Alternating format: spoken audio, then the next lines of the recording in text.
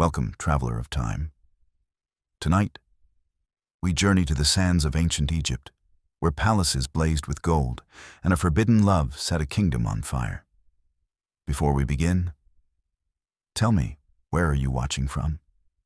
What corner of the world are you in as this story unfolds?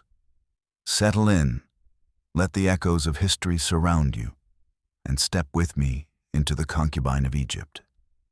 A tale of love, betrayal, and fire eternal. The story begins not in the radiant throne room of the Pharaoh, but in the hushed twilight of a temple where incense drifted like prayers into the heavens. My name, though whispered in the harem as a mere ornament among many, once belonged to a child of the Nile. Before silk and jewels claimed me, I was only a daughter of fishermen, my hands calloused by nets and the brackish water of the great river. It was the temple that first marked my fate. Women from our village were brought there when their beauty caught the eye of priests or officials. I was led barefoot across cool stone floors, beneath towering pillars carved with the forms of gods who seemed to watch with unblinking eyes. The air was thick with myrrh and lotus, and the chanting of priests rolled like distant thunder. I did not understand then, but I was being offered, not to the gods alone, but to the palace, to the Pharaoh himself. The day I entered the palace, the world changed forever. The gates of Thebes, gilded with the sun's reflection, opened to swallow me into a life of gold and shadows. The palace was a labyrinth. Endless halls of polished limestone, gardens where papyrus whispered beside still pools, and walls alive with painted tales of conquest and divinity. I walked among them like a ghost, unsure if I belonged to the realm of mortals or to the realm of myths. The harem lay deep within, hidden like a jewel inside the Pharaoh's crown. Few men besides the ruler himself ever crossed its threshold. It was a world of women, hundreds of them, concubines, wives of noble blood, daughters of foreign kings sent as tribute. Their laughter filled the courtyards like the fluttering of doves. Yet beneath every smile was calculation, for beauty alone could be a weapon sharper than bronze.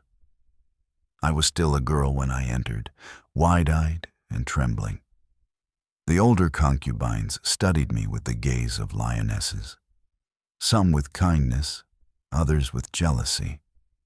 They taught me how to walk as though the ground itself bowed in reverence, how to lower my eyes in the presence of the Pharaoh, and how to sing in voices soft as the desert wind. Perfumes were pressed into my skin. Frankincense, sandalwood, the oil of roses, so that my very breath became an offering. Nights in the palace were unlike anything the outside world could imagine. Lanterns of alabaster glowed with honey-colored light, casting shadows across marble floors.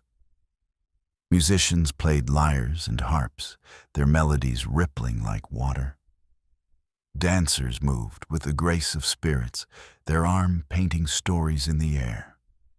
And always, the figure of the Pharaoh loomed, sun and moon of our lives, the one whose gaze could raise a woman to glory or cast her into oblivion.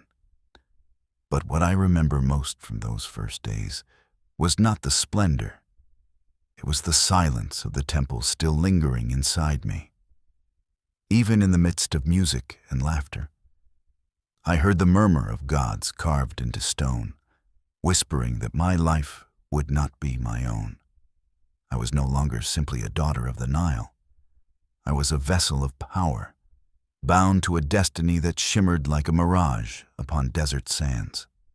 Thus began my journey as a concubine of Egypt, between devotion and desire, between the embrace of luxury and the chains of duty. A journey where every glance, every gesture, every sigh in the corridors of the harem could alter the course of my fate. The river had always been my world. Its waters glimmered beneath the burning sun. Its reeds sheltered nesting birds whose cries carried into our humble village. I knew every bend of the Nile, every ripple of current, every cool depth where fish hid. My childhood smelled of mud and papyrus, of the smoke from clay ovens, of the rough hemp of nets slung over my father's shoulders. Never could I have imagined that this same river, lifeblood of Egypt, would also carry me away from everything I knew. It began with a summons. Men from the palace came, their sandals silent upon the earth.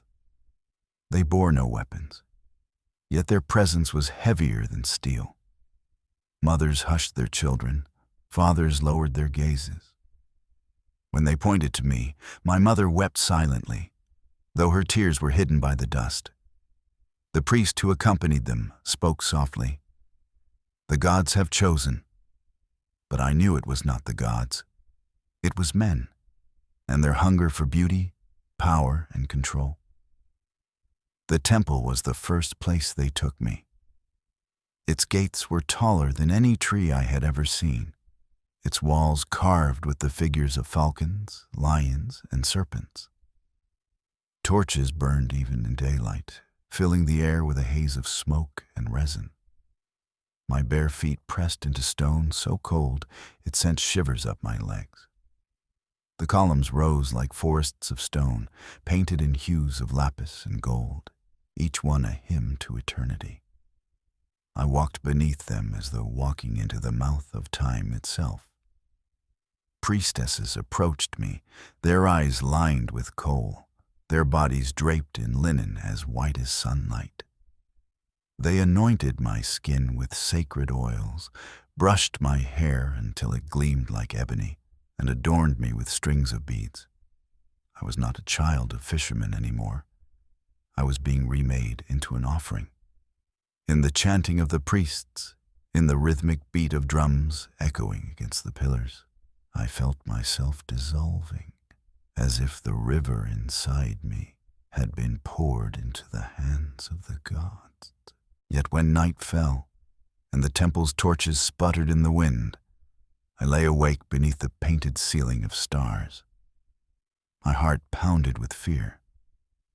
I wondered if my family was thinking of me, if the Nile still carried their laughter. I wanted to run, to escape into the reeds, but the temple gates were sealed, guarded by statues taller than giants. Their stone eyes promised no mercy to those who defied destiny. Days later, the procession began. I was taken from the temple in a gilded chariot, my wrists adorned with bangles I had never seen before. Musicians played flutes and drums, and the crowd parted as though a goddess passed among them. But I felt no divinity within myself, only the trembling of a girl torn from her home. The palace rose ahead, like a mountain of stone, its walls gleaming in the sun, its banners fluttering with the breath of power. Crossing its threshold was like entering another world. Courtyards stretched wide with lotus ponds and fountains that sang like silver. Statues of kings long dead loomed over gardens perfumed with jasmine and mandrake. The air shimmered with heat and incense, with whispers and the rustle of silks. The palace was not merely a home. It was a universe, and I had become a star drawn unwillingly into its orbit. The harem was hidden deep within. No man entered save the Pharaoh himself, whose presence was like the sun, too radiant to gaze upon, too dangerous to approach unbidden. The harem was a kingdom of women, each one a jewel with her own brilliance, her own edge. Some were daughters of nobles, others princesses from distant lands offered as tribute, and still others, like me, were chosen from obscurity and polished until we shone. They looked at me when I arrived, some with pity, some with scorn, others with a smile that masked their thoughts. One woman, older than the rest, touched my cheek with cool fingers and whispered, "Another lamb for the lion." I did not yet understand what she meant, but I would soon enough. Training began at once. I was taught to walk with balance, as though a crown already rested on my head. I was taught to bow gracefully, to pour wine without spilling a drop, to speak in a voice that was sweet but never too bold.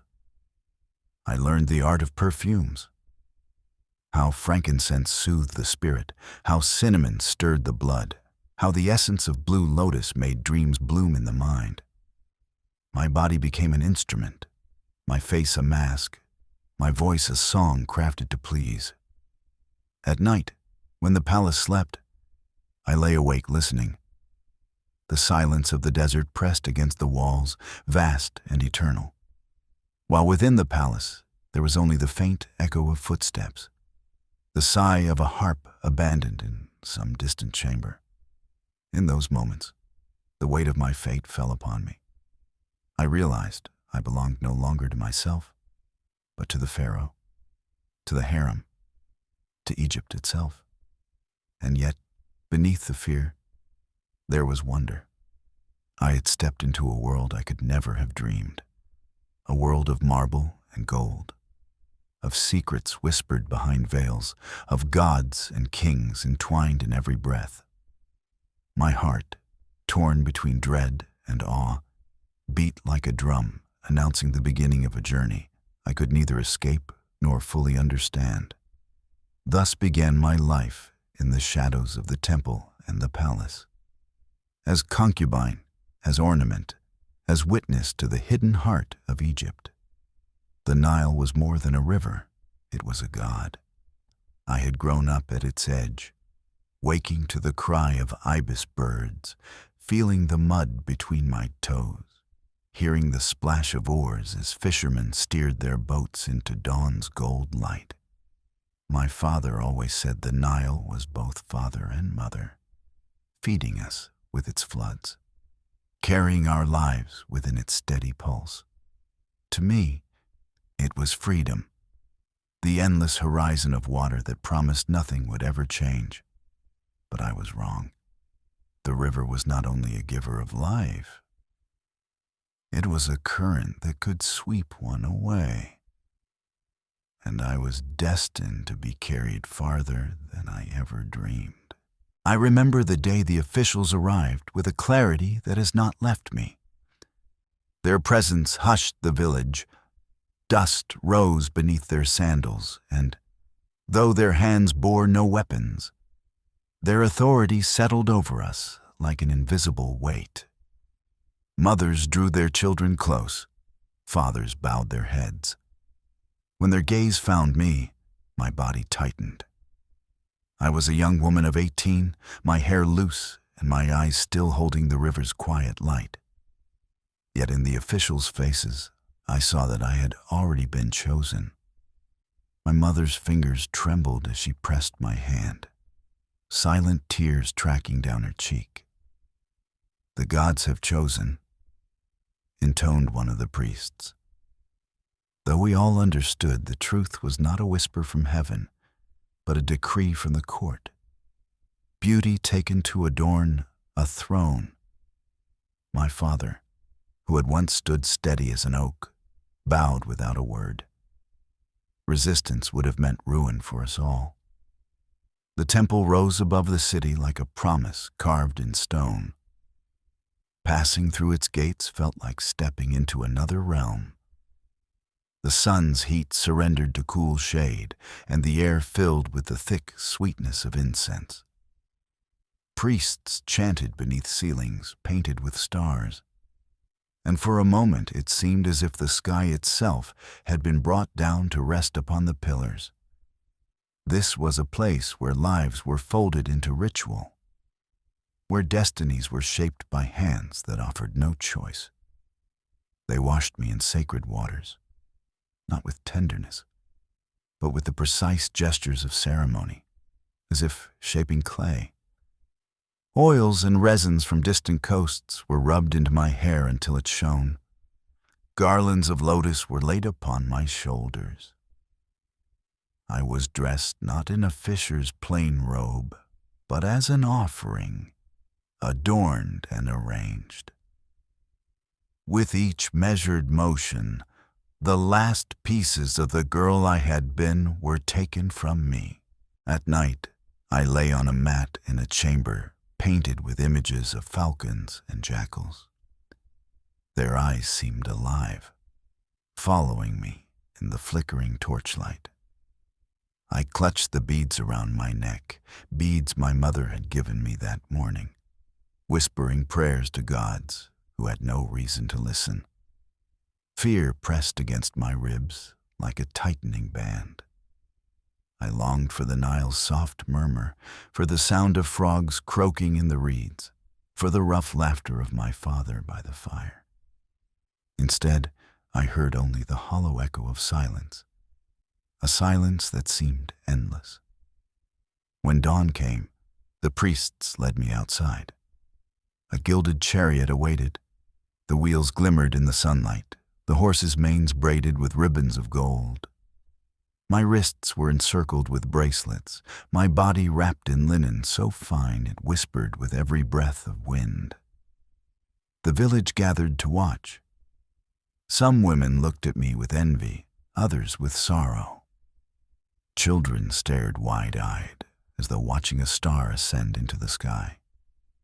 But I felt no radiance within me, only dread.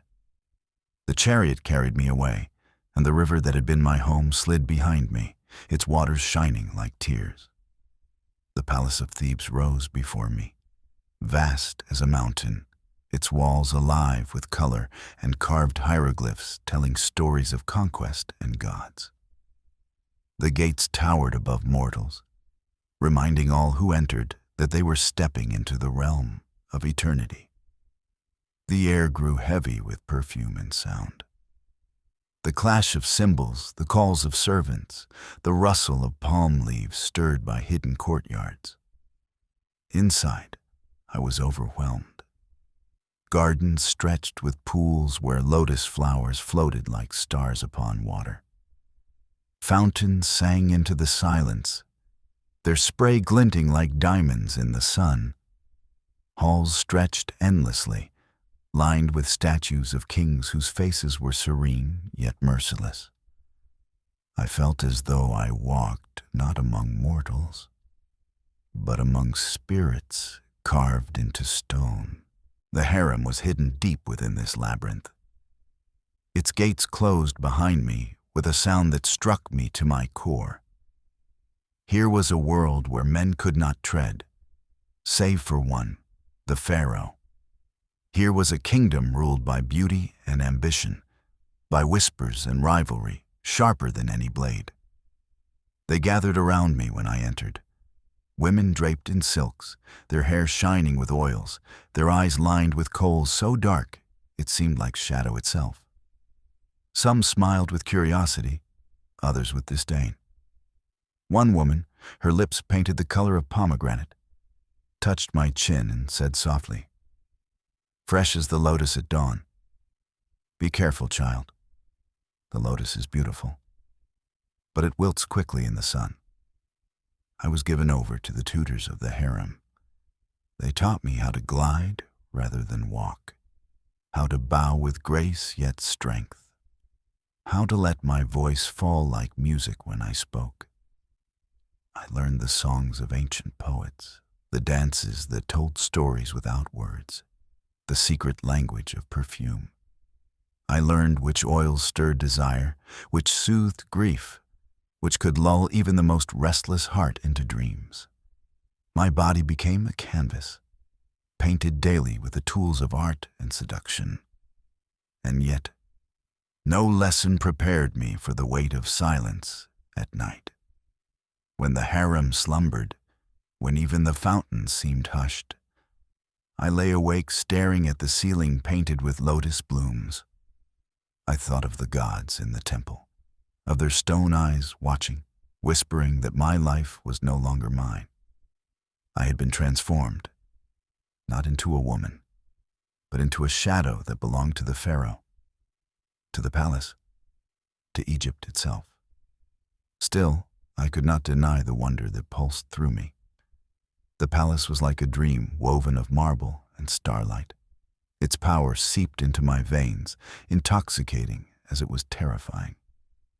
I stood between two worlds, the innocence of the river and the grandeur of eternity. And though fear clutched me, though longing for my lost home ached like an old wound, I could not look away from the destiny unfolding before me. Thus began my journey, in the shadows of the temple and the palace, as concubine, as ornament, as witness to the hidden heart of Egypt. A heart beating with beauty and cruelty, with splendor and sorrow, with secrets that would one day consume me whole. The Nile was my first cradle. Its waters rocked me to sleep before my mother's arms ever did. The river was the pulse of the land, the sacred vein of Egypt, and in its mirror I once thought I saw my future. I believed it would always hold me close. A life of fishing boats, the laughter of neighbors, the humble rhythm of days shaped by flood and harvest. My hair smelled of smoke from village fires, my feet bore the dust of the earth, and my eyes reflected only the sky and the water. I was simple, unseen, unremarkable, until the day destiny came dressed in linen and gold. They arrived at midday, when the sun was highest and shadows hid nowhere. Officials in crisp kilts of pleated white, their skin glistening with oils, their brows stern and unmoving. They walked as though the earth itself yielded to them, and the villagers bowed instinctively. Children hid behind their mothers' robes. Dogs fell silent. Even the air thickened, as if fearing to stir without permission. Their eyes found me. I froze, the half-woven net slipping from my hands into the dust. My mother's fingers tightened around my arm. My father's lips pressed into a line. He did not dare speak. No one did. The priest beside them murmured words heavy with finality. "The gods have chosen." I was not chosen. I was taken. My mother kissed my forehead, leaving salt from her tears upon my skin.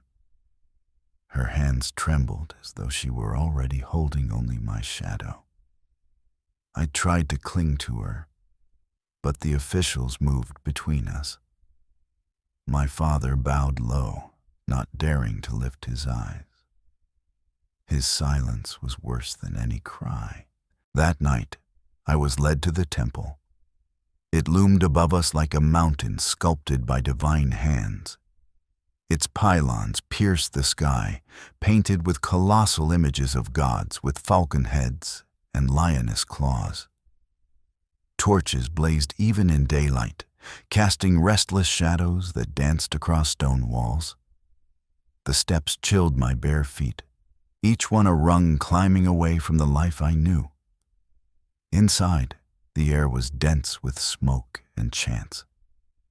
Priests in leopard skins beat drums that reverberated through my bones. Priestesses with faces painted in black and gold poured sacred oils upon my skin. My hair, once tangled by river wind, was combed until it gleamed like polished obsidian. Linen was draped around me, smooth as water yet binding like chains. They adorned me with garlands of lotus flowers, their perfume so thick I felt faint. My reflection, caught in a polished bronze mirror, no longer looked like mine. The child of the river was gone. A vessel, an offering, stared back. At night they gave me a chamber. Its ceiling was painted with stars and constellations, a reminder that even sleep belonged to the gods. I curled on the mat, clutching the simple bead necklace my mother had pressed into my hand. My tears soaked the linen until it clung cold to my skin. Statues of falcons and jackals lined the walls, their eyes unblinking, their silence eternal. I felt them watching, judging, promising that my path was sealed. Days later, the temple doors opened again, but this time not to release me to freedom. A chariot awaited, gilded, blinding beneath the sun. The horse's hooves struck the earth with thunder. Drummers and flutists played, announcing not my will, but my surrender. Bracelets of gold circled my wrists, heavy, inescapable. The crowd gathered as we passed. Some women whispered envy, others turned away, ashamed or sorrowful. Children pointed, their eyes wide, their voices curious. Is she a goddess? No. I was a girl disguised as one, trembling inside the costume of divinity. The palace of Thebes rose on the horizon. Larger than imagination, its walls adorned with hieroglyphs recounting victories older than my bloodline. As we approached, my breath caught. The gates, plated in bronze, towered so high they seemed built to keep the gods themselves outside. Servants in endless rows bowed as the chariot passed. Beyond, gardens bloomed with lotus ponds, the air alive with the fragrance of jasmine, sycamore figs, and sweet mandrake. Fountains sent arcs of water into the air, catching sunlight like shards of crystal. I had stepped into a world where beauty itself was a weapon of power. The palace was a labyrinth. Corridors stretched endlessly, paved with limestone so polished it reflected the sandals of those who walked upon it. Statues of past pharaohs lined the halls, their faces serene, their eyes merciless. Murals of conquests, gods, and offerings stared down upon me, as if to remind me that every step I took belonged to a story greater than my own. And then, the harem. Its gates closed with a sound that echoed in my bones. It was another world, hidden within the heart of the palace. No man could enter, save for the Pharaoh himself, whose presence was a sun around which all else revolved. The harem was a kingdom of women, radiant and dangerous. Some were daughters of noble houses, others princesses from foreign lands, sent as pledges of peace. And others, like me, were plucked from obscurity, polished until they gleamed, then set among the jewels. The women surrounded me when I entered, their eyes sharp as blades hidden behind coal. Some smiled with warmth, others with cruel amusement. A tall woman with skin the color of polished bronze and lips painted red leaned close to whisper, "The lotus blooms at dawn, but the sun burns quickly."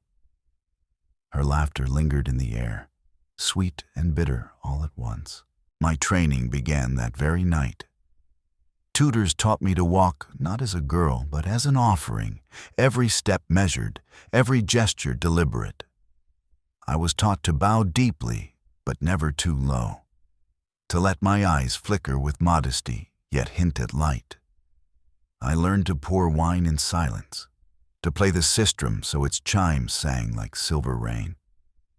They showed me the secret of perfumes, how cinnamon awakened desire, how sandalwood lulled, how blue lotus stirred dreams.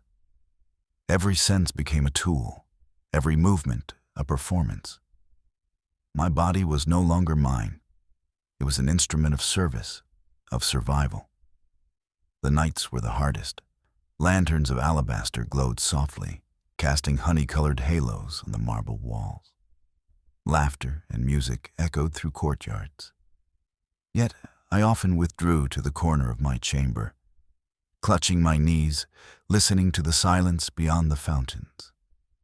In that silence, I felt the weight of destiny pressing closer. The gods carved into stone seemed to whisper, "You are ours now." And yet, even in my fear, there was awe. The palace shimmered with beauty so vast it bordered on cruelty. I was terrified, yet spellbound, trapped in wonder as much as in duty. The Nile no longer held me, but its current had carried me here to a place where shadows whispered secrets, where every breath could alter fate. Thus my life began, not as a daughter of the river, but as a concubine of Egypt, a child swallowed by temples and palaces, reborn in linen and perfume, destined to walk the narrow path between splendor and sorrow, silence and song, devotion and desire. The days in the harem unfolded like petals of a lotus, each one heavy with fragrance, yet sharp with hidden thorns. I was still learning the rhythm of this world, when to speak and when to remain silent, how to glide across the polished floors without a sound, how to keep my eyes lowered while feeling the weight of 100 gazes upon me. Every morning, sunlight streamed through latticed windows, scattering across marble floors in golden patterns. Servants entered quietly with trays of figs, dates, honeyed bread, and milk perfumed with cardamom. Yet, despite the abundance, I often could not swallow. My stomach knotted with the fear of what awaited me. Whispers carried through the courtyards, like desert winds. The Pharaoh will summon new faces tonight. Each murmur struck like thunder in my chest. My tutors told me to be ready. Hair polished with scented oils, skin softened with lotus cream, lips touched with crushed carmine. They draped me in linen so fine it clung to my skin like sunlight. Heavy necklaces of lapis and turquoise circled my neck until I felt as if the Nile itself rested on my shoulders. As dusk descended, torches flared to life across the palace. Musicians began to play, the low hum of flutes weaving with the rhythmic beat of drums. We were led in procession, one after another, through corridors that shimmered with painted scenes of gods and battles. My heart pounded so fiercely that I feared others would hear it. Each step echoed in my skull. I was walking not into a hall, but into destiny. The throne room was vast, a universe of stone and gold. Columns towered upward, painted with scenes of falcons soaring into eternity. Incense smoke curled in spirals, rising like prayers towards ceilings so high they seemed to dissolve into the heavens. Lanterns hung from bronze chains, their flames trembling like stars. And at the heart of this vast cosmos sat the Pharaoh. I dared not look at first. My eyes remained on the polished floor, reflecting the light of torches, the hem of linen robes, the shadows of servants and guards. But the pull was irresistible, like the sun that scorches even when one tries to turn away. Slowly, trembling, I lifted my gaze. He was not a man in that moment. He was something greater, more distant, more terrifying. Upon his head rested the crown of Upper and Lower Egypt, gleaming with gold, and the sacred cobra poised to strike. His eyes, lined with kohl, were dark pools that seemed to see beyond flesh, into marrow, into thought itself. His skin shone with the glow of oil and power, his body draped in robes embroidered with symbols of eternity. Around him, the air seemed different, thicker, charged, as though the gods themselves bent to his breath. When his gaze swept over us, it was like the sun cresting the horizon. Some women bowed lower, others trembled. My knees nearly gave way. I felt both the urge to hide and the longing to be seen. His eyes paused upon me only for a heartbeat. But in that heartbeat, my world collapsed and was rebuilt anew. I felt stripped bare, not of linen or jewels, but of my very soul. He had taken it in his gaze, and I was powerless to resist. Music filled the silence that followed. Dancers swayed like reeds in the wind, their anklets chiming softly. Servants poured wine the color of garnet into cups of gold. Laughter and conversation swirled, yet I heard none of it clearly.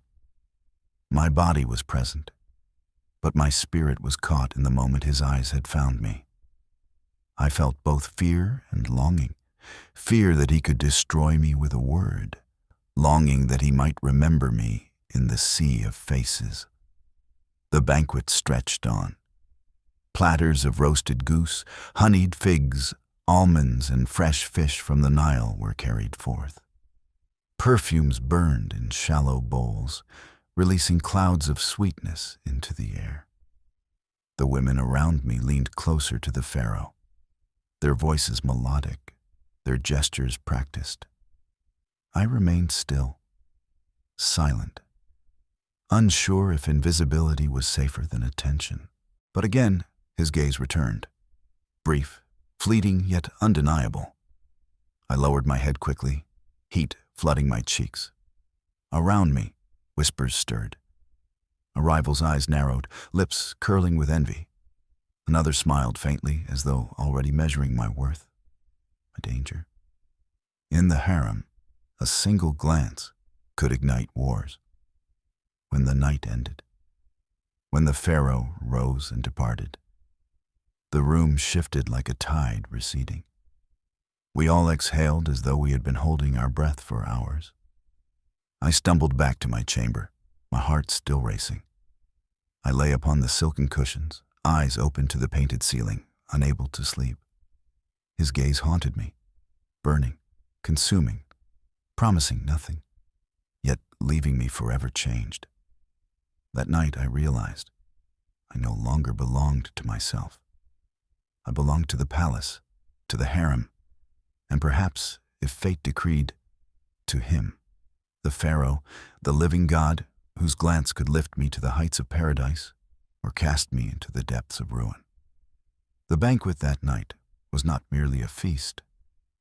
It was a ritual, a performance, a stage upon which power and beauty danced in delicate balance. The throne room glowed with torchlight. Each flame reflected 100 times on polished walls of limestone and panels of gold. Every sound was magnified. The chime of anklets, the crackle of incense, the soft sigh of linen brushing marble floors. I entered with the procession of the newly chosen, and though my body moved with them, my spirit trembled at the edges of myself. The air was so heavy with perfume that it clung to my tongue, filling my throat with sweetness that threatened to choke me. Around me, the other women moved with practiced grace, their smiles like the curved blades of sickles, beautiful, sharp, and dangerous. When the Pharaoh appeared, the chamber fell into silence. The music faltered, the laughter stilled, and every woman sank lower in reverence. He entered not as a man, but as a storm, slow, steady, commanding the air itself to bend. His crown shimmered with gems that caught the firelight, the sacred serpent rising from his brow as though alive. Guards flanked him, their spears gleaming, yet it was his presence alone that subdued the room. He took his seat upon the throne carved of ebony and ivory, a seat that seemed less a chair than the very axis of the world.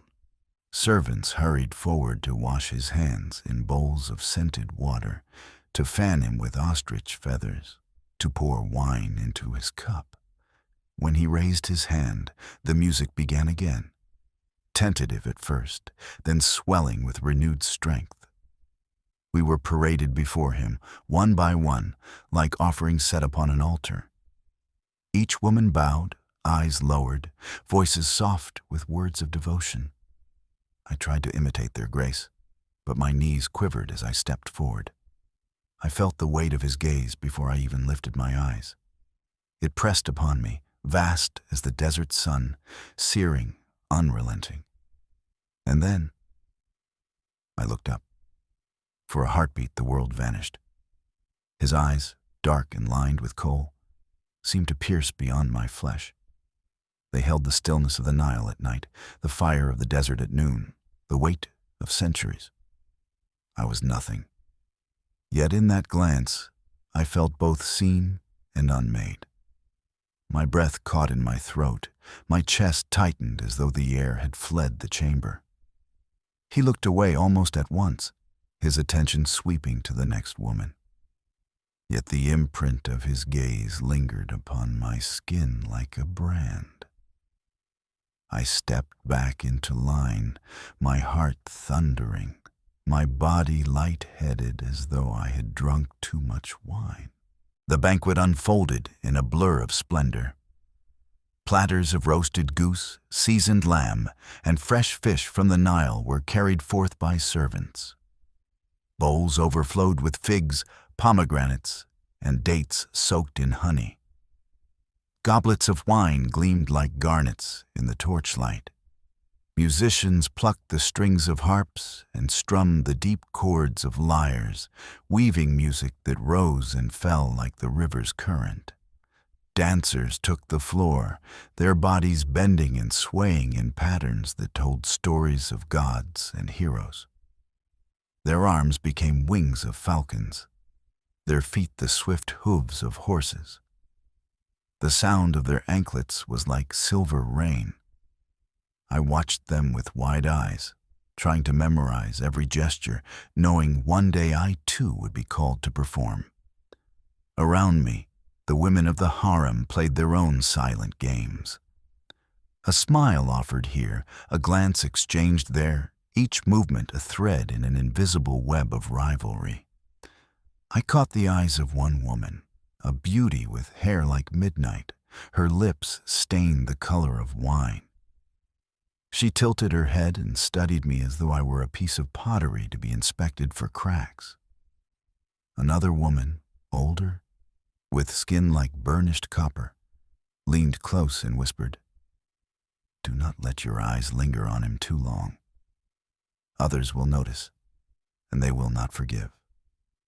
Her words chilled me more than the draft of the night air. I tried to heed her warning.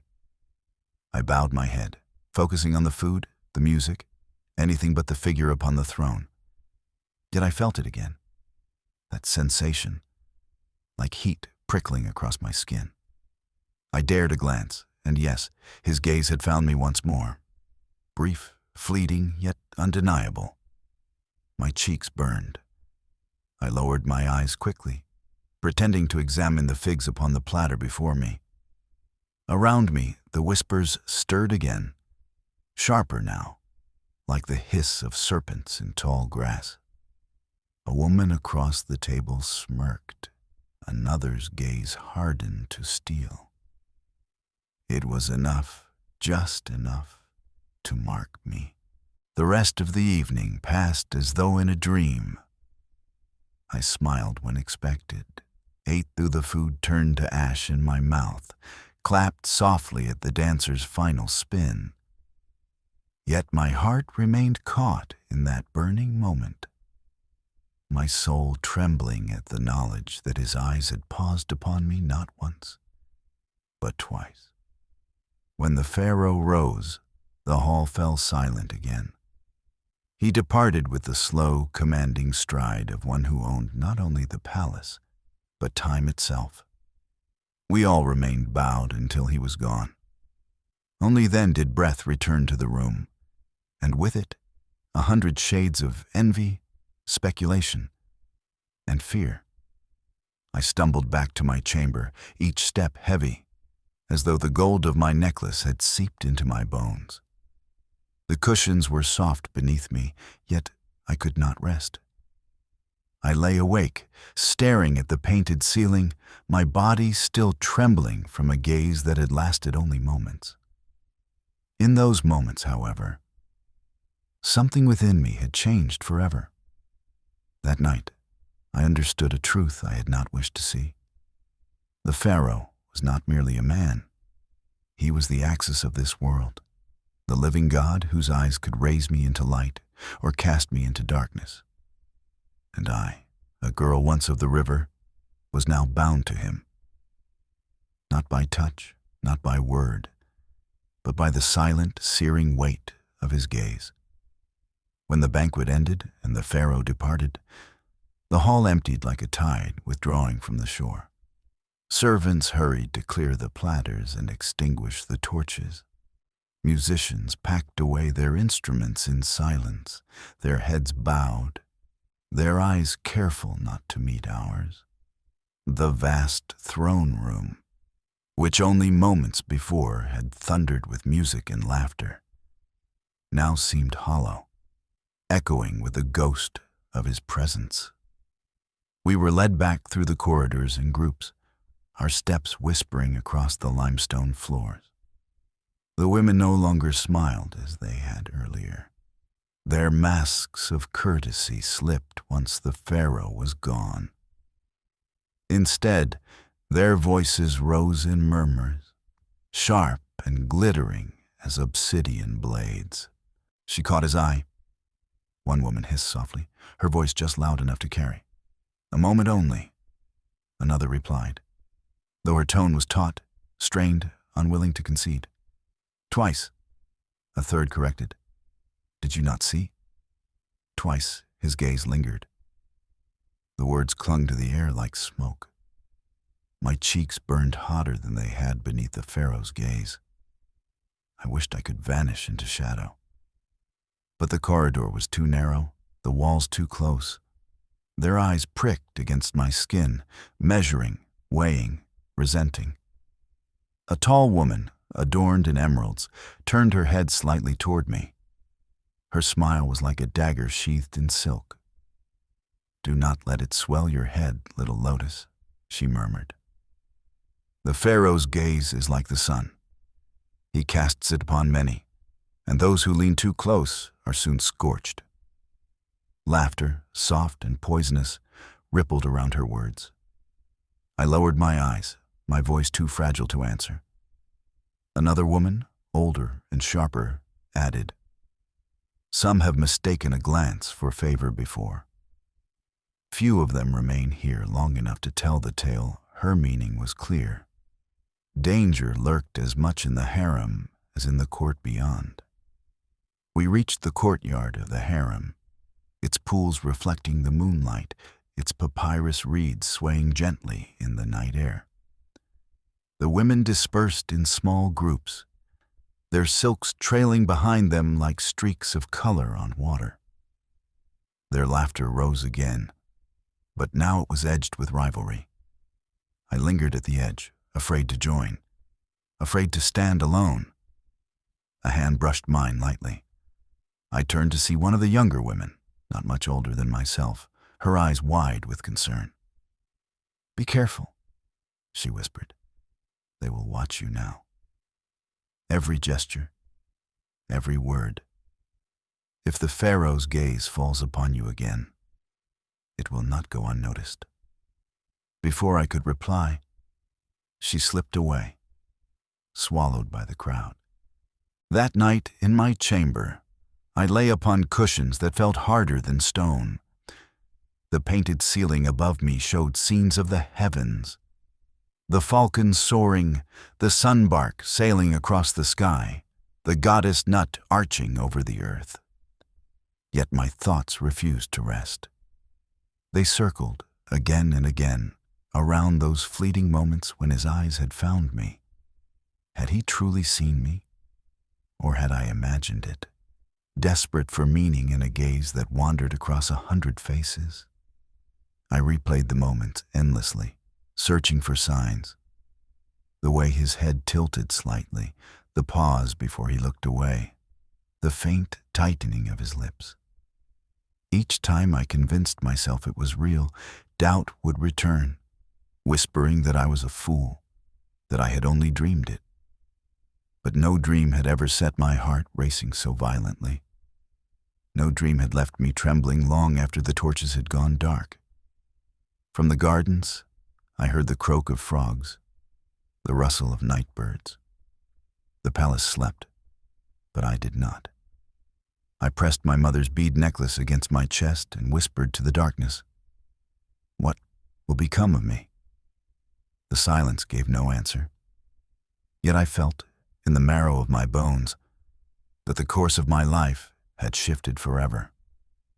I was no longer merely a daughter of the Nile, no longer only a shadow among many in the harem. His gaze, whether fleeting or fated, had drawn me into a dangerous light. And in that light, every rival, every whisper, every breath of jealousy would follow. That night, though the palace lay in silence, I could not rest. The banquets and laughter had ended, but the music still throbbed faintly in my veins. And his eyes, those dark, searing eyes, burned behind my lids whenever I tried to close them. I tossed upon silken cushions that seemed to shift like restless waves beneath me. The scent of lotus oil clung to my skin, sweet yet suffocating, reminding me of the hands that had dressed me, the jewels that weighed upon me, the eyes that had measured me. I pressed my fingers to my chest, feeling the small beads my mother had given me. They were rough, humble, nothing like the polished stones of the palace. Yet in that moment, they were my only anchor to the life I had lost. Sleep came fitfully, like a reluctant guest, and when it did, it brought no peace. I dreamed of the temple, its columns rising higher than the stars, its shadows alive with whispers. Statues of falcons and jackals leaned close, their stone mouths moving, though no sound came. In the dream, I stood at the altar, my linen glowing like moonlight, and the priests raised their arms to the heavens. But when I turned, it was not the gods who awaited me. It was him, the Pharaoh. His crown gleamed like the sun, his eyes shone like obsidian, and he raised his hand as though to claim me. I tried to bow, but my knees would not bend. I tried to flee, but the temple doors slammed shut. His gaze pierced me like a spear, and I woke with a cry caught in my throat. The chamber was silent. Only the flicker of a dying lamp and the murmur of fountains outside reminded me I was still in the mortal world. I pressed my hands to my face, shivering though the air was warm. The dream felt like an omen, though whether it foretold glory or ruin, I could not tell. Dawn crept into the harem softly, a pale light slipping through the carved wooden screens. The women stirred, their silks rustling like a field of reeds in the wind. Servants brought basins of water, fresh bread, bowls of figs and honey. Yet before even touching the food, the whispers began. "Did you see her? The little one by the column." "Yes. Twice he looked. Twice. Do not be foolish. He looks at many. His gaze is wide, but his hand is narrow." Still, the words carried weight. I felt their eyes upon me even as they bit into figs, even as they smoothed oils upon their arms. Some watched me with open hostility, others with curiosity, and a few with pity. The air was sharp, each glance a thorn pressing into my skin. One woman, draped in gold bangles that clinked softly with her every move, approached me. Her smile was gentle, but her words were not. "Enjoy your moment, Lotus. But remember, a flower blooms briefly before it is plucked or trampled." She touched my chin lightly, then drifted away, her laughter trailing like perfume. I sat in silence, hands folded tightly in my lap. My heart fluttered like a trapped bird, caught between fear and hope. I told myself it was nothing. A glance, a passing flicker of light. But no matter how I tried to reason, the memory of his eyes upon me returned again and again, leaving a heat in my chest that would not fade. Perhaps it was foolishness. Perhaps it was fate. But that morning, as the first call of birds rose from the palace gardens and the Nile glimmered in the distance, I felt the stirrings of something I did not yet dare to name. Morning unfurled slowly in the harem, its light spilling like honey through the carved screens of the windows. The scent of fresh bread and warm milk drifted through the corridors, carried by servants who moved quietly, as if unwilling to disturb the fragile stillness after a night of grandeur. I sat upon the edge of my couch, still weary from dreams that had felt too vivid to dismiss. My hands traced the beads of my necklace again and again, each touch a reminder of the world I had lost, the river I could no longer see. The older concubines stirred first. Their movements were unhurried, deliberate, like lions stretching at dawn. They knew their place, their rank, their strength. They had survived many banquets, many rivalries. I watched as they allowed servants to anoint their skin with oils, as they adjusted their wigs of ebony hair, as they exchanged glances sharp as flint. The younger women, myself among them, watched, imitating what we could. We moved more quickly, uncertain, as if every gesture might betray us. Before the food was touched, the whispers began anew. He looked at her, one woman said, her voice carrying across the courtyard. Twice. Another corrected, her eyes sliding toward me. Do not be ridiculous, a third scoffed. The Pharaoh looks upon many. His eyes linger only when he wishes to test us. A glance means nothing, yet their voices sharpened as they spoke, betraying that the glances meant everything. I felt the weight of their scrutiny press upon me like the desert sun. Every time I lifted my cup of milk, I sensed their eyes following. When I broke a piece of bread, I heard the subtle hiss of laughter. My body became a stage, my every move another performance in this endless play of rivalry. One woman, the same who had taunted me the night before, approached again. She wore emerald bangles that caught the sunlight as she moved, their green light glimmering like serpents. Her smile was sweet as honey, but her words were poison. "Little Lotus," she purred, sitting beside me uninvited. "Tell me, how did it feel when his eyes found you? Did your heart leap? Did your breath stop? Did you imagine yourself queen already?"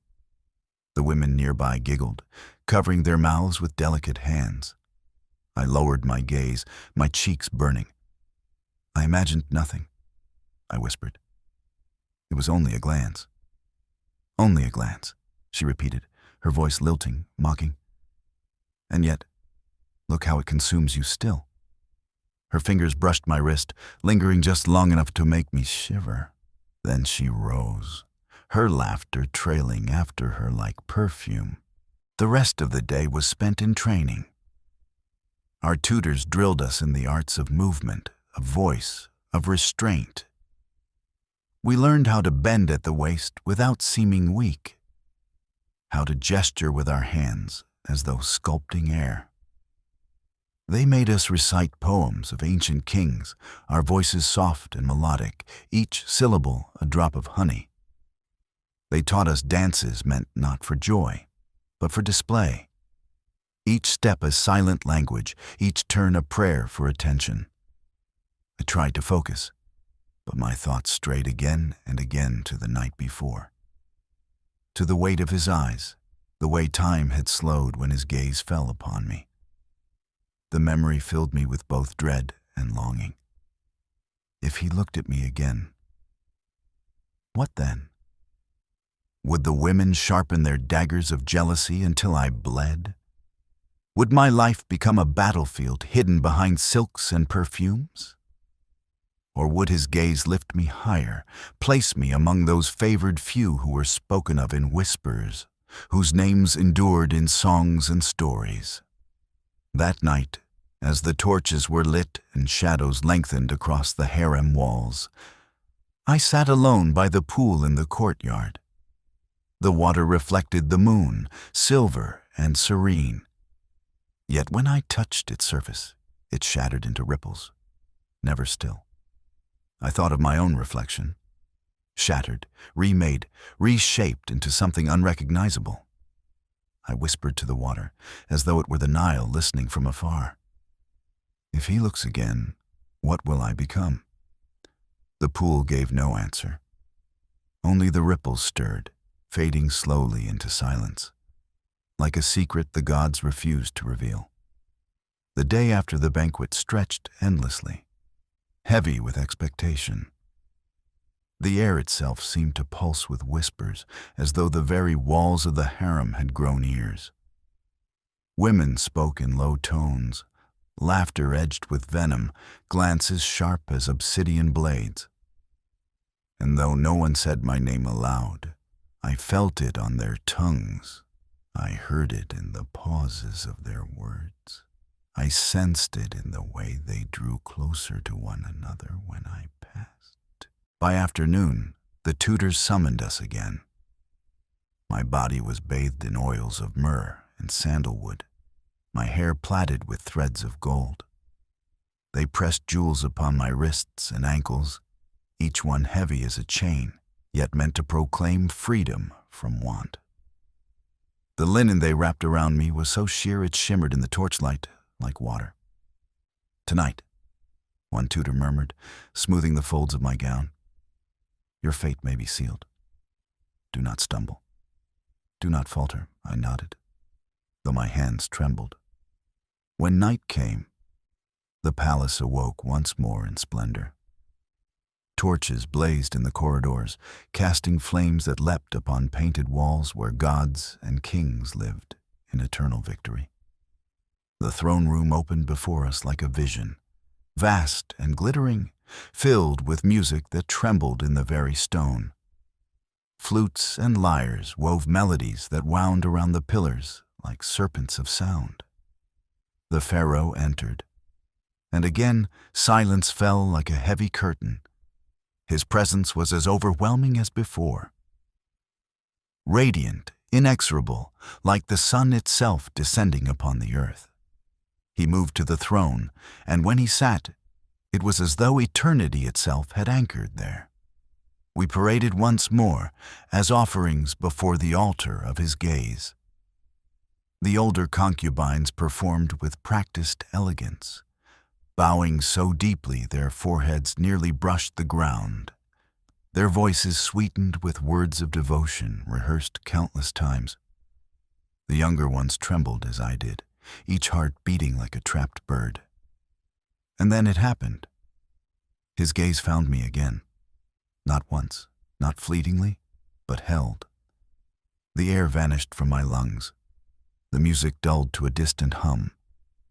Time itself slowed, every heartbeat stretched into eternity. His eyes were dark, fathomless, burning with power that both terrified and drew me near. In that moment, I felt as though I stood upon the edge of a precipice, and with only the smallest gesture, he could either lift me into light or cast me into shadows forever. Gasps, almost inaudible, stirred among the women. The sound of silks shifting, bracelets clinking, bodies stiffening with jealousy. One woman bit her lips so hard, a bead of blood shone scarlet against her skin. Another turned her face away, her jaw tight. The room did not speak, but it pulsed with tension, each glance sharper than a dagger. I bowed quickly, lowering my eyes, forcing my body to retreat into silence. Yet my heart thundered, my blood roared, my very being trembled with a fear I could not name. When I returned to my place among the women, I felt their eyes pierce me like arrows. Some cold with fury, some heavy with curiosity, a few glimmering with pity. The banquet continued. Platters of roasted duck, bowls of honeyed almonds, wines dark as garnet poured into cups of gold. Dancers whirled, their bodies bending into stories of gods who battled across a heaven. But none of it touched me. I sat frozen, trapped between awe and dread, consumed by the weight of what had just passed. Later, as the night waned and the Pharaoh departed, the murmurs began anew. She holds his eye. Too soon, too fast, she will not last. They never do. The women's words followed me like a storm cloud as I walked back to my chamber. Some brushed against me deliberately, their shoulders sharp, their laughter cruel. Others avoided me, as though I carried a curse. And one, the woman with emerald bangles, leaned close as we passed beneath the torchlight and whispered, "Pray, little lotus. Pray he forgets you. It is safer that way." In my chamber, I collapsed upon the cushions, my hands shaking, my heart unable to calm. The painted ceiling spun above me, the gods looking down with expressions unreadable. Was this fortune or doom? Sleep came only in fragments. I dreamed of water again, of the Nile swelling, rushing, sweeping me away. But when I surfaced, gasping, it was not the river's current I felt. It was his gaze, dragging me, binding me, drowning me. At dawn, when the light crept into the harem and the women stirred once more, I understood a truth that left me cold. The Pharaoh's eyes had chosen me. And in that choice, the walls of the harem had closed tighter. Every woman had become my rival. Every glance, every laugh, every whisper had become a blade, waiting to strike. The dawn after the second banquet was colder than any morning I remembered. Though the sun rose with its usual brilliance over the gardens of Thebes, though the lotus flowers opened upon the ponds, though the fountains still sang into the air, the harem itself felt heavier, darker. The women rose with deliberate grace, their silks brushing the marble floors like waves upon stone. Servants brought trays of honeyed bread, figs, and milk warmed with spices, yet few touched them. Their hunger was not for food. Their hunger was for power, for the Pharaoh's favor, for survival in a world where beauty was currency and a glance could change one's fate. The whispers began before the bread cooled. She was seen again. Yes, his eyes lingered longer this time. Perhaps he tests us to see who will strike first. Or perhaps she's already chosen. The words wrapped around me like a net, suffocating, inescapable. I lowered my head, breaking bread into small pieces I could not swallow. Every sound, every laugh, every shift of silk felt pointed, sharp, as though I sat in the center of a circle of knives. One woman, tall and elegant, her hair shining like polished obsidian, leaned forward across the table.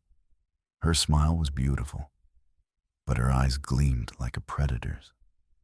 "Tell us, little lotus," she said, her voice sweet but edged with steel. "How does it feel to be caught in the sun? Does it warm you? Or does it burn?" The women around her laughed softly, their bracelets chiming, their eyes never leaving my face. I forced a smile that trembled at the edges. "It was only a glance," I murmured. "Only a glance," she echoed, her smile widening. Strange, then, how the whole harem quivers over a glance. Another woman, younger, her beauty still ripening like fruit in summer, added, "Be careful. Many have mistaken a glance for a promise. Few lived long enough to regret it. The laughter this time was harsher, ringing louder in my ears than the music of the night before. I excused myself quickly, retreating into the courtyard where the papyrus reeds swayed gently in the morning breeze. The pool mirrored the sky, but when I looked into it, I saw only my own reflection, pale, uncertain, trembling. I wanted to whisper to the water as I once had whispered to the Nile. I wanted to ask, "What am I becoming?" But the pool remained still, silent, unyielding. By midday, training resumed. The tutors forced us to recite poetry, our voices rising and falling like waves.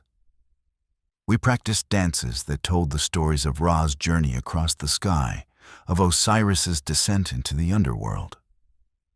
My body moved through the motions, but my mind was far away.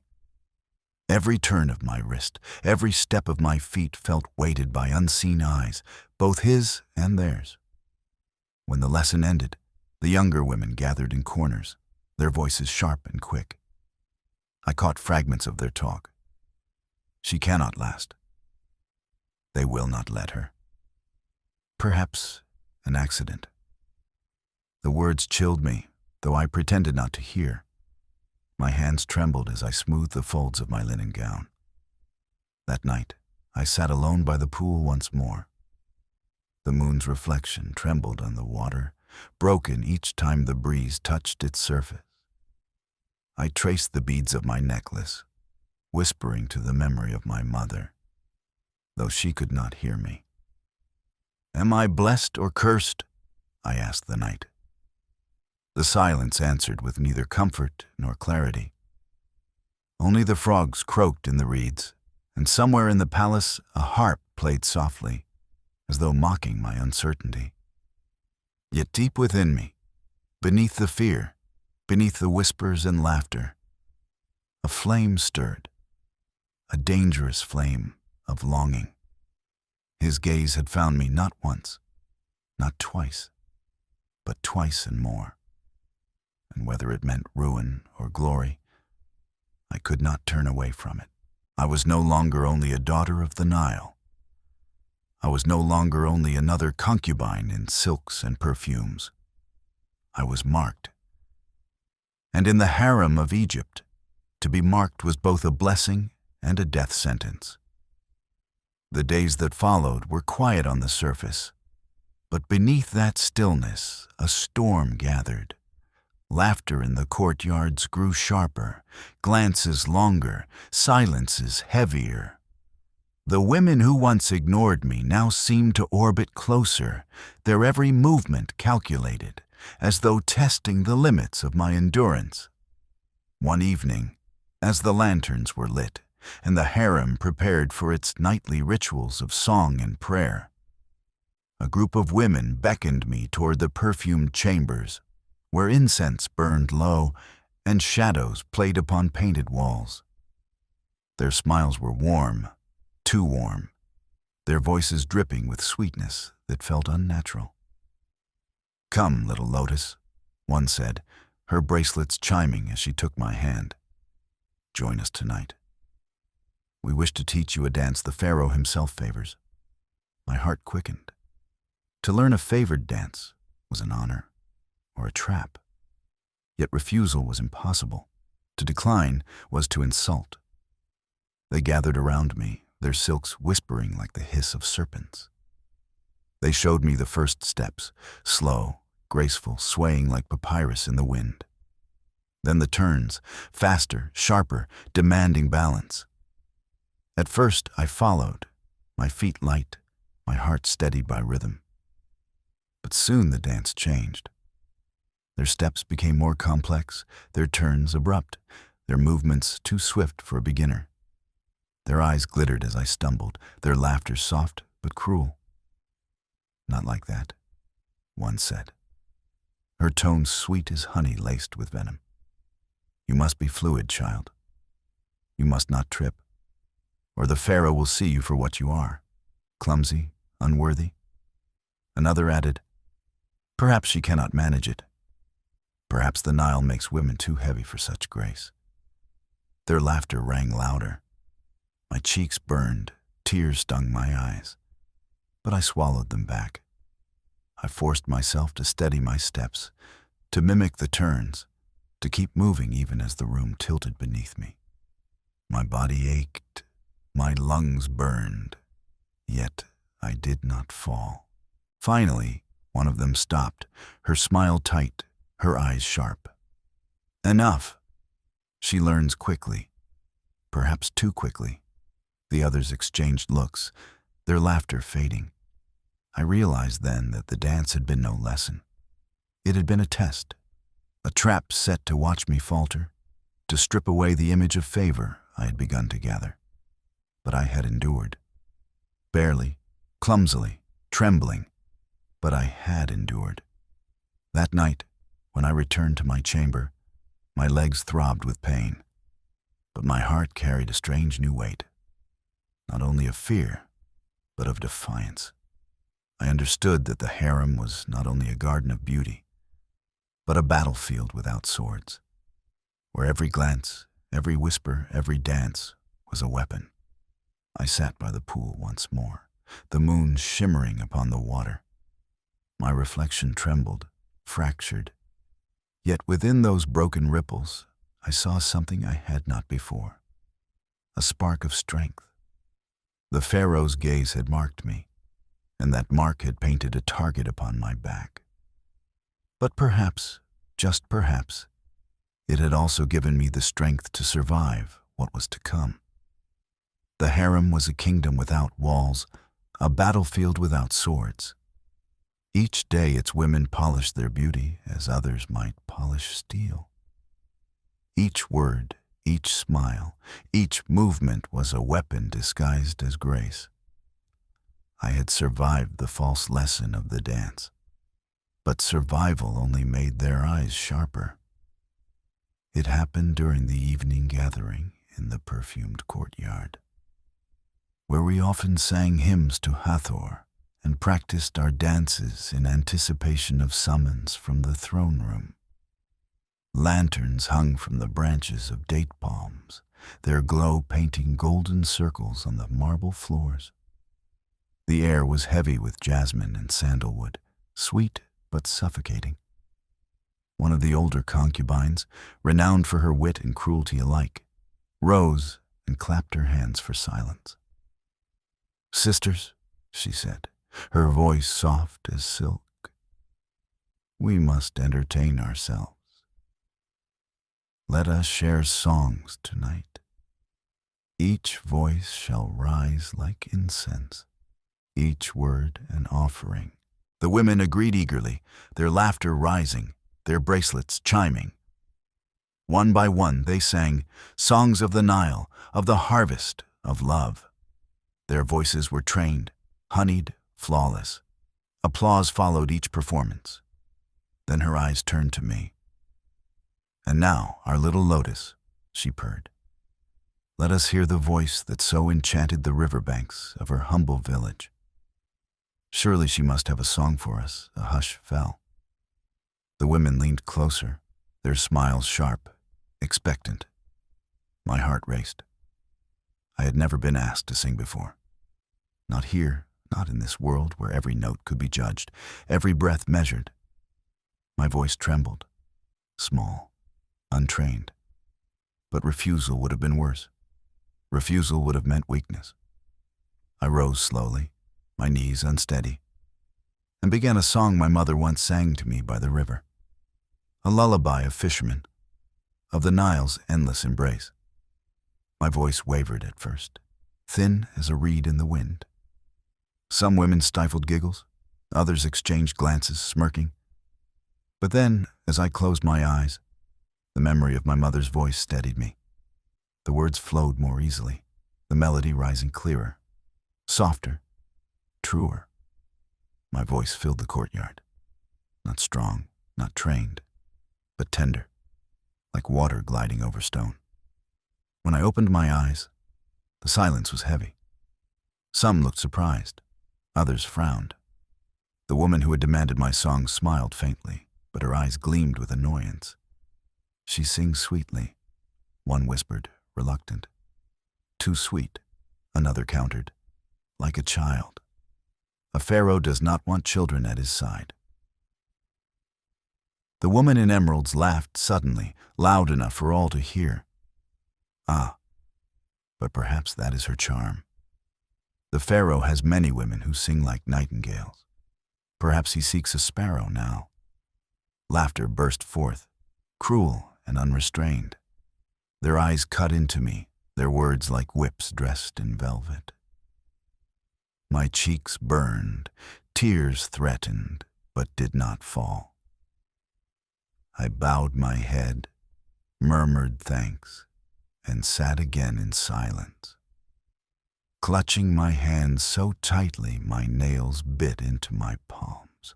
Later, when the women dispersed, the one who had forced me to sing approached quietly. Her smile was softer now, but her words were daggers all the same. "Be careful, Lotus. Even your innocence can be twisted against you. A song meant for love can become a weapon in another's hand." That night, in the solitude of my chamber, I lay awake, my voice echoing in my head. Not the mocking laughter, not the cruel words, but the song itself, the lullaby of the Nile. For though they sought to humiliate me, I realized something. My voice, though fragile, was mine.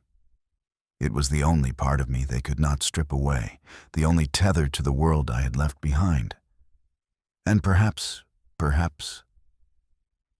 the pharaoh had heard such songs in his youth, when his own mother cradled him beneath the stars. Perhaps, if he ever heard mine, he would remember. The thought was dangerous, but it gave me strength. The harem had drawn its first blood against me, but I would not break. Days passed, yet the air in the harem grew no lighter. The women's whispers followed me like shadows. Clinging no matter how brightly the torches burned, their eyes lingered too long, their laughter curved too sharply. I knew then that the harem was not merely a place of beauty. It was a crucible, and I was being tested, burned, reshaped. The chance for their cruelty came during the festival of Hathor, when the concubines gathered to honor the goddess of love and music. Though the pharaoh did not attend, the rites were performed with utmost care, for his spies and priests often listened, reporting who shone with grace and who faltered in duty. The courtyard was transformed into a chamber of light. Lanterns floated upon the pools, casting rippling halos of gold across the water. Musicians played soft strains upon their harps, the sound weaving into the night like threads of silk. The air shimmered with incense, frankincense, myrrh, and blue lotus. We were arranged in circles, our linen gowns glowing like moonlight, our hair perfumed, our wrists heavy with bangles. The priestesses led us in hymns, voices rising together in harmony. My own voice trembled at first, but soon found its place among the others, steady as the flow of the Nile. It was then that one of the women, tall, graceful, with emeralds flashing at her throat, stepped forward with a smile too wide. "Let our little Lotus lead the dance for Hathor tonight," she suggested sweetly, her tone dripping with false generosity. A murmur spread through the gathering. Some nodded eagerly, others hid smirks behind their hands. My chest tightened. To lead was an honor and a risk. Failure would be noticed, remembered, repeated. The priestess agreed at once, perhaps deceived by the woman's tone. She gestured to me, her expression kind, unknowing of the trap being set. "Step forward, child. Show your devotion," my heart thundered, but my feet obeyed.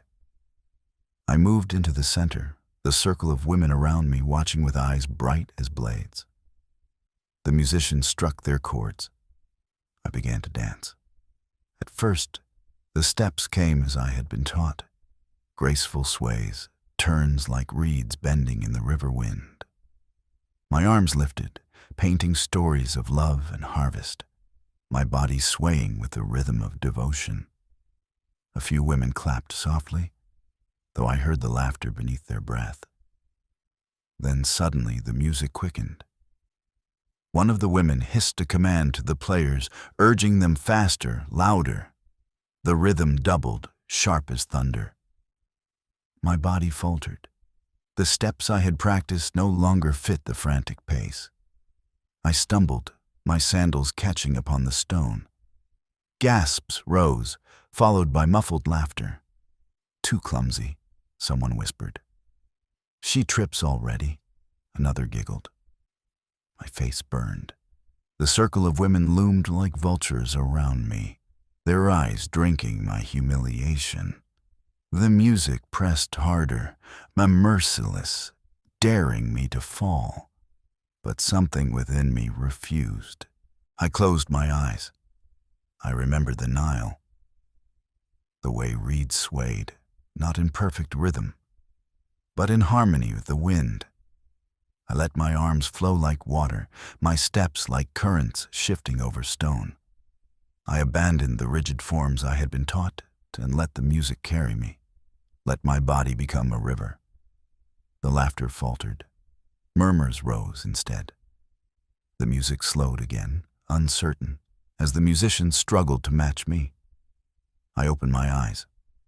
Some women frowned, their trap unraveling.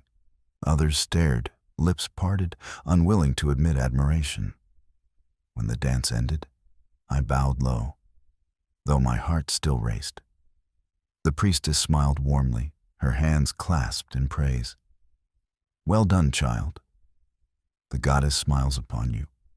The circle of women dissolved into polite claps, their faces masks once more. Yet behind their painted smiles, their eyes burned with anger. Their trap had not destroyed me. It had given me a chance to shine, however briefly. That night, when I lay upon my cushions, exhaustion weighing me down, I thought of what had happened. They had tried to break me. Instead, they had revealed something I had not known about myself, that when pressed, when cornered, I could endure. I could bend like the reed and not break. But I also knew this. They would not stop here. The harem had tasted my fear, and it had tasted my strength. Both would be reasons to come for me again. And somewhere, beyond the harem walls, the Pharaoh still sat upon his throne. Whether he remembered my face or not, his gaze had changed everything. His eyes had drawn envy upon me, and envy was a fire that never ceased to burn. After the dance, the harem buzzed like a hive disturbed. The women offered me smiles, but none reached their eyes. Some placed hands on my shoulder, their touch too firm, their words too sweet. Others turned away entirely, their silence sharper than any insult. I had endured their trap, and in enduring, I had wounded their pride. That night, as we gathered in the shared chamber for prayers before the goddess Hathor, I felt the weight of their resentment pressing closer. The air was thick with incense, the glow of lamps flickering across painted walls. We recited hymns in unison, but the harmony was brittle, strained, as if each voice wished to drown the others. When the prayer ended, I lingered at the back, bowing low, whispering my private plea. "Protect me, goddess. Hide me in your shadow." But when I lifted my head, I saw one of the elder concubines watching me, her lips curved in a smile too calm, too knowing. She did not speak, but her silence promised that my prayer had been heard and rejected. The next day, whispers sharpened into words I was not meant to hear. She must not last. The Pharaoh's eye is dangerous. It makes rivals of us all. Better to snuff the flame now before it grows brighter. The words slip through corridors, carried by the rustle of silks and the footsteps of servants. I tried to ignore them, but they found me everywhere. In the baths where steam curled against my skin, in the gardens where the papyrus swayed, in the training halls where tutors corrected my every misstep with sharper tones than before. Even the servants avoided my gaze, their silence a mirror of the fear that now clung to me. One evening, I found myself alone by the reflecting pool. The moon hung low, silver upon black water, the air cool against my cheeks. I leaned over the surface, searching for myself in the ripples. But the reflection was no longer mine. The girl of the river, the fisher's daughter, was gone. In her place stared a figure draped in silks, her eyes haunted, her shoulders burdened. Behind me, soft laughter rose. I turned to see two women watching from the colonnade, their shadows long in the torchlight. They whispered to one another, their words hidden, but their eyes fixed on me with a cold amusement that made my skin crawl. When they walked away, their laughter lingered in the air long after their forms had vanished. The next trap was subtler. During a lesson in song, the tutors instructed us to sing verses in pairs. When my turn came, one of the senior concubines, her voice famed for its beauty, chose me as her partner. At first, I was grateful, thinking her choice an act of kindness. But when the song began, she raised her voice higher, stronger, louder, drowning mine completely.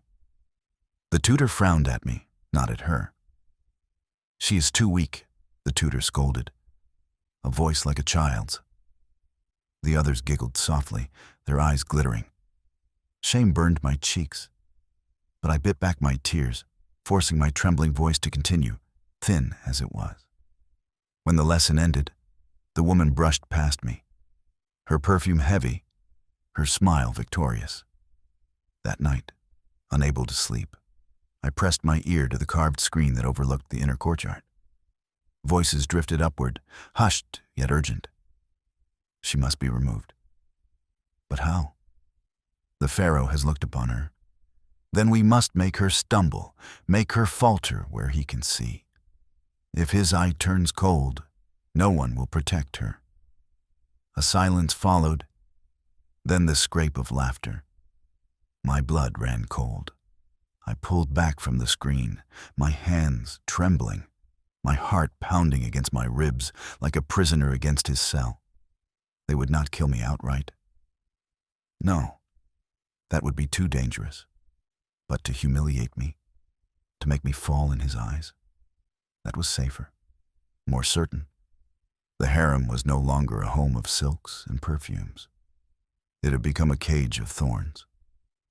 I moved through its corridors as though through a labyrinth, each step shadowed by eyes, each word weighed for hidden meaning. Friends were rare, trust rarer still. Even the younger women who once whispered kindness now avoided me, afraid to be caught in the storm gathering around me.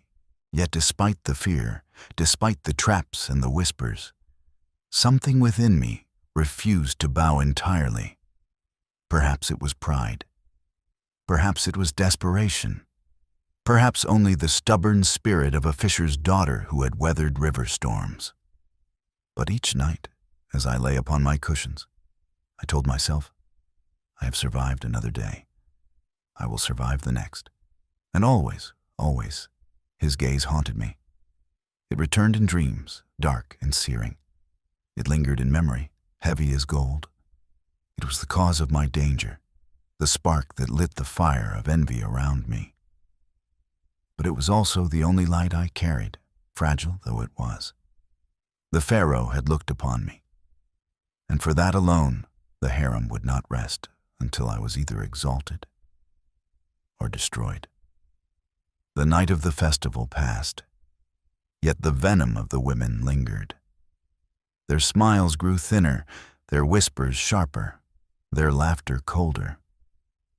Each day I felt their net drawing tighter, though I could not yet see where it would fall. The blow came one evening, sudden as a storm. The Pharaoh had summoned a small group of women to the lesser hall, where he often dined in private. I was not among those chosen, yet somehow my name was whispered at the last moment, and I was ordered to prepare. My tutors fussed over me in haste, draping me in linen as white as moonlight, setting pearls into my hair, painting my lips with crushed carmine. My heart pounded. To be summoned so soon again, it could be fortune or it could be ruin. The lesser hall was smaller than the throne room, yet no less resplendent. Golden lamps lit the painted walls, where scenes of harvest and offerings glowed in shifting light.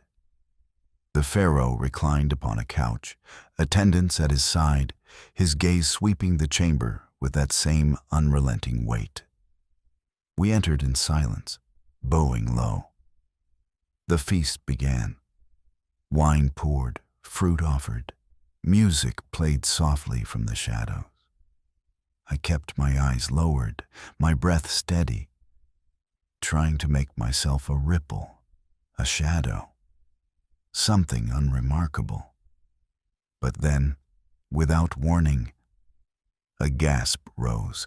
One of the women cried out, pointing toward me, "She has spilled the wine." I looked down in shock. At my feet, crimson liquid stained the marble floor. The goblet in my hand shook, though I had not yet raised it to my lips. My mind reeled. I had done nothing. Yet the evidence lay before us, gleaming red in the torchlight like blood. The hall grew silent. All eyes turned to me. My breath caught, my knees weakening. The Pharaoh's gaze fell upon me, dark, unreadable. My heart froze. "She dishonors the offering," another woman hissed, her voice trembling with feigned outrage. "To spill wine before the living God, it is a curse upon us all." I opened my mouth to protest, but no sound came. My voice, the same that had betrayed me in song, now deserted me entirely. A servant rushed forward, dabbing at the stain with linen cloths, his hands shaking. The women whispered fiercely among themselves, their eyes bright with triumph. I could see it now, how they had arranged it. The goblet switched, the spill arranged before it ever reached my hand, a trap as swift as a serpent's strike. But the Pharaoh did not speak. He only looked at me, his eyes burning through my silence. The weight of that gaze pressed harder than any accusation. Did he believe them? Did he condemn me in that silence? Or did he see, as I prayed he did, that I was innocent? Moments stretched into eternity. Then he lifted his hand. "Enough," he said, his voice deep, resonant, final. The room fell into absolute silence. "Accidents are beneath my notice." With a single gesture, he dismissed the matter. The women bowed low, their faces masks of obedience. But I saw the fury in their eyes. Their plan had failed, but only because he had chosen to ignore it. When the feast ended and we were dismissed, I stumbled back to the harem, my heart still racing, my knees weak. I collapsed upon my cushions, trembling.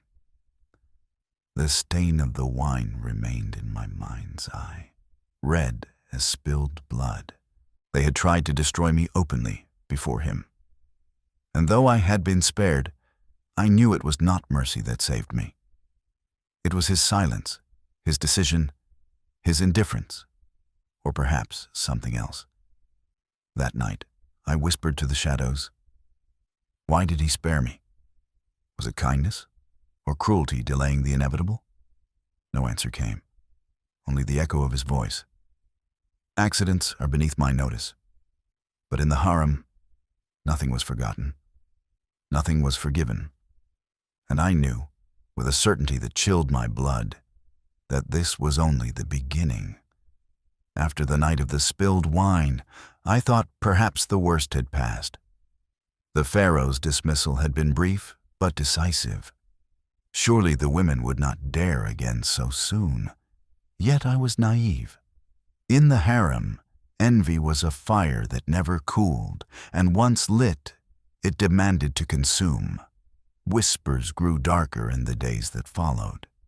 They quieted when I entered a room, only to resume with sharper laughter the moment I passed. Servants glanced at me nervously, as though afraid even to be seen near me. Every smile carried hidden teeth, every gesture felt rehearsed. Then came the poisoned figs. It was an afternoon like any other. We were gathered in the shaded courtyard, where the breeze carried the scent of lotus blossoms from the pools. A platter of fresh figs, split open and glistening with honey, was passed among us. The women laughed lightly, tearing the fruit apart with delicate fingers, the sweetness staining their lips. One of them, her bracelets chiming softly, pressed the platter toward me. "Eat, little lotus," she said, her voice warm, inviting. "They are the sweetest of the season. Taste, and you will forget your troubles." Her eyes did not leave mine. Behind her smile, something coiled, waiting. I hesitated. My hand hovered over the platter.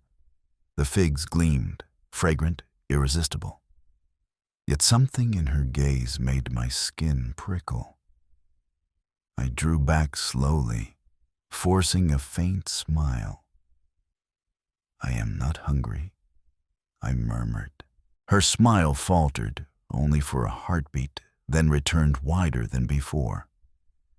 She plucked a fig herself, bit into it with exaggerated pleasure, and passed the tray along. But I saw the quick glance she shared with another woman, the shadow that crossed their faces when I refused. Later that evening, I overheard a servant whispering in the baths, his voice trembling. "2 women lie ill tonight. They ate too quickly. Figs, they say." Their lips turned blue. My blood froze. The platter had been meant for me. That night, I could not sleep. I sat by the pool in the courtyard, the moon shivering in the water's surface. My reflection stared back at me, pale, fragile, haunted. I whispered to it, "Why do they hate me so?" For a glance? For a shadow of favor that may mean nothing? But I knew the answer. In the harem, even the faintest light cast envy as deep as shadow. And the Pharaoh's gaze, twice upon me, had painted a mark I could not erase. I pressed my mother's beads to my chest, praying softly. If Hathor protected lovers, if Isis guarded the broken, if Bastet watched over women, then let one of them hear me. Let them keep me safe from the hands that smiled while they poisoned. The days after the figs passed in silence. But it was not peace. It was the silence of hunters, waiting. I moved cautiously, tasting every morsel of food only after others had eaten, drinking only water poured by my own hand. Sleep came in fragments, haunted by dreams of red wine spilling like blood, of figs turning to ash upon my tongue. Yet beneath the fear, a strange strength began to stir. Each time I survived, each time I endured, I felt the river within me grow stronger. I was no longer only the daughter of fishermen. I was a survivor in a world of daggers cloaked in perfume. Still, I knew this. Their plots were not finished. The wine had failed. The figs had failed. And so they would strike again. Until I was broken, or until the Pharaoh himself decided whether I was to rise or fall. The attempt with the figs had shaken me to my core. Yet in the days that followed, I realized something chilling. Their silence afterward was not surrender.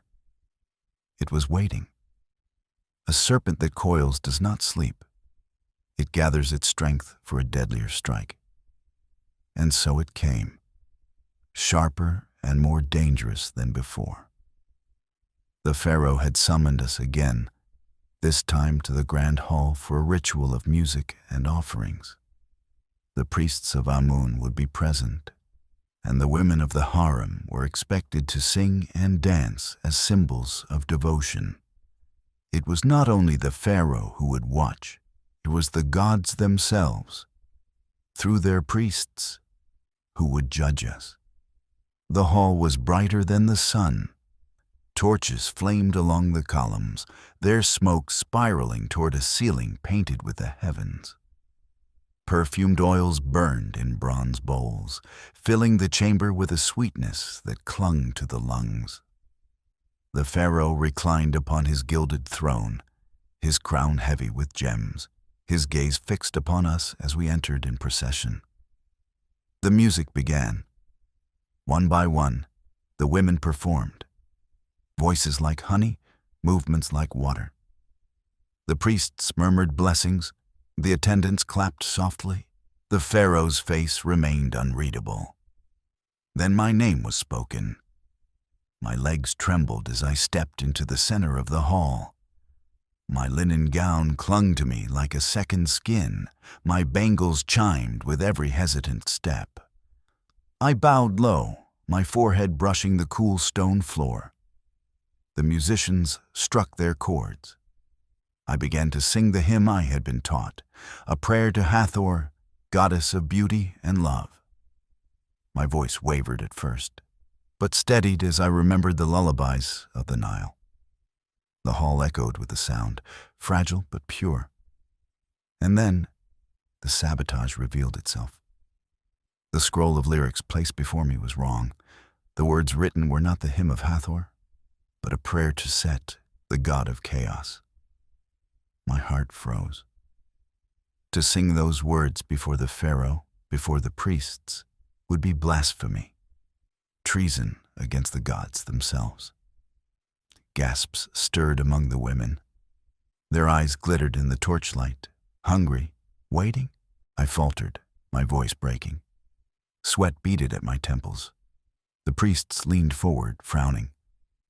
I could feel the weight of the Pharaoh's gaze pressing into me, burning, demanding. In that moment, 1,000 thoughts screamed in my mind. If I sang the words, I would be condemned. If I stopped, I would appear disobedient, unworthy. Either path was ruin. But then, I remembered the river.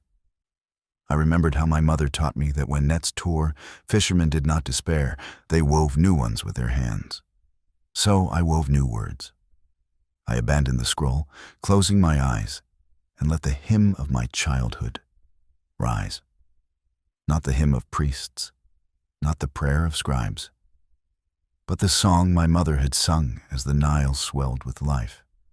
A song of water and sky, of birth and renewal, of love stronger than fear. My voice carried the rhythm of waves, the whisper of reeds, the cry of birds over dawn. When I opened my eyes, the hall was silent. The priests looked startled, uncertain. The women stared, their trap dissolving before them. And the Pharaoh, he had not moved, but his gaze lingered, long and heavy, as though weighing not only my voice, but my defiance, my will to survive. At last, he lifted his hand. The music ceased. His voice, deep and resonant, filled the chamber. Untrained, imperfect, yet true. He dismissed me with a gesture, neither favor nor rejection, only words that echoed in my chest long after I had bowed and retreated. The women's faces as I passed were masks of fury. Their trap had failed again. That night, in the solitude of my chamber, I collapsed upon my cushions, my body shaking, my breath uneven. Yet beneath the fear, a spark burned brighter than ever. For though they had tried again to destroy me, I had found a strength within myself I had never known. A voice born not of training, but of truth. Still, I knew the danger had not passed. If anything, it had grown. The harem was a battlefield, and I had survived only the first skirmishes. Greater wars loomed ahead, wars of whispers, of venom, of shadows sharp as blades. And always, behind it all, the Pharaoh's eyes waited, watching, judging, deciding whether I would rise into his light or vanish into his darkness. Thus ends the first chapter of our tale, a story of longing, of secrets whispered within the golden walls of Egypt's palaces. But the flame of destiny has only begun to burn. If this story touched your heart, do not forget to like this video, subscribe to the channel, and share your thoughts in the comments. Tell me, what do you think awaits the concubine in the next chapter? Until we meet again in the next part, may your nights be calm and your dreams filled with ancient whispers of Egypt.